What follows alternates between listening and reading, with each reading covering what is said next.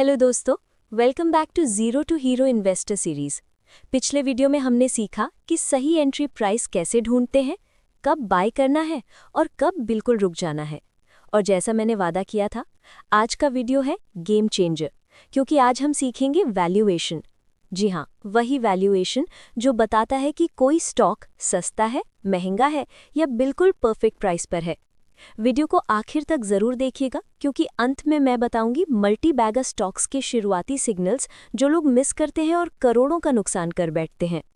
Valuation का मतलब होता है किसी स्टॉक की असली कीमत जिसकी उसे असल में वैल्यू मिलनी चाहिए।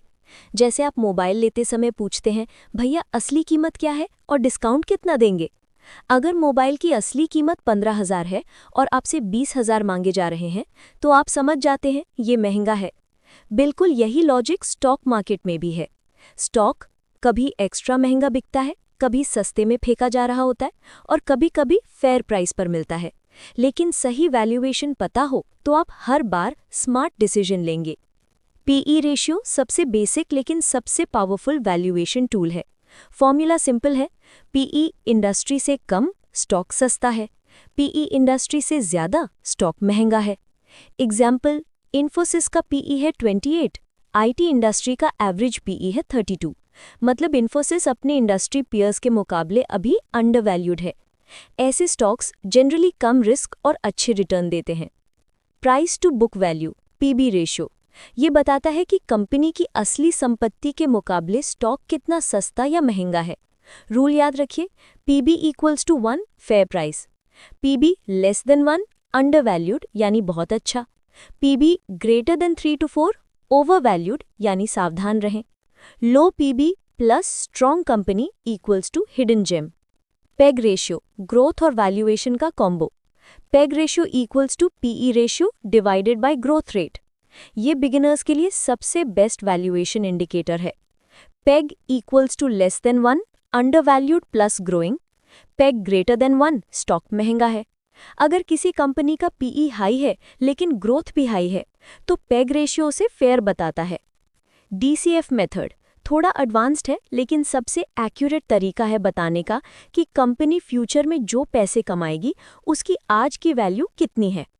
बिगिनर्स को डिटेल नहीं चाहिए, बस इतना समझ लीजिए, स्ट्रॉन्ग बिजनेस, स्टेबल प्रॉफिट्स और कैश फ्लो स्टेबल, तो डीसीएफ कहता है ये अंडरवैल्यूड स्टॉक फ्यूचर में बड़ा रिटर्न दे सकता है। यानी ये असली इन्वेस्टर्स का हथियार है। Undervalued versus overvalued. Undervalued stock की पहचान, पीई कम, पीबी कम, PEG equals to less than 1, market temporarily down है, प्रॉफिट और सेल्स लगातार बढ़ रही हैं, डेट कम है, प्रमोटर स्टेक स्टेडी है, ऐसे स्टॉक्स लॉन्ग टर्म में गोल्ड बनते हैं। ओवरवैल्यूड स्टॉक की पहचान, पीई स्काई हाई, पीबी बहुत ऊंचा, स्टॉक ऑल टाइम हाई, सिर्फ हाइप पर प्राइस बढ़ रहा है, ग्रोथ स्लो है, ऐसे स्टॉक्स में भारी करेक्शन आता है। मल्टी बैगर स्टॉक्स के अर्ली सिग्नल्स। मल्टी बैगर कोई जादू नहीं, ये सही कंपनियों को सही समय पर पहचानने की कला है।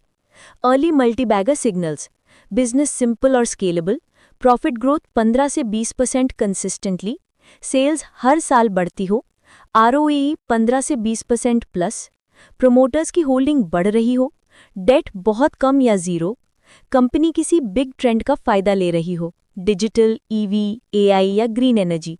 सबसे खास, मल्टी बैगर चीप मिलते हैं, हाइप वाले नहीं। तो दोस्तों, आज आपने सीखा वैल्यूएशन कैसे चेक करें, undervalued versus overvalued, multi bagger के शुरुआती सिग्नल्स। अब अगला वीडियो है और भी धमाकेदार। परफेक्ट पोर्टफोलियो कैसे बनाएं, कितने स्टॉक्स रखने चाहिए, रिस्क को कम कैसे करें और रिटर्न्स को कैसे बढ़ाएं। सीरीज को फॉलो करते रहिए, लाइक, शेयर और सब्सक्राइब जरूर करें। See you in the next video.